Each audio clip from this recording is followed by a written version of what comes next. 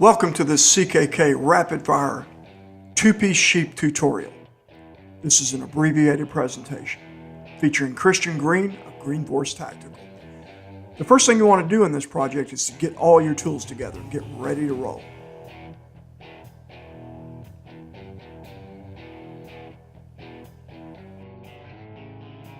Then, lay your Kydex out and measure the material that you'll be using for the project. Basically, you just need enough to cover your knife, making sure that you have enough on both sides to allow room for your eyelets. Then score and cleanly break the material that you're going to use.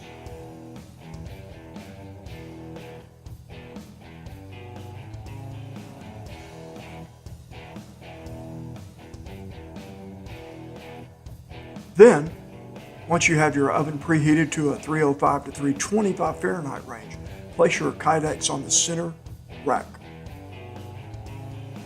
Tape off your blade edge so that it's a safe item to work with. And continuously test the surface temperature of your warming Kydex. Once you have it warmed up to temperature, safely remove it, put it on the bottom part of your press. Put your knife on top, place the top piece over that, and then clamp the press down, allowing it to cool to room temperature.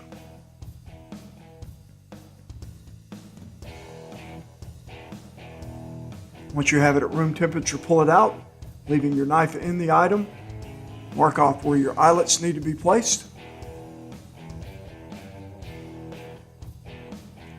Using a drilling template, if you have one, go ahead and put your eyelets around the perimeter.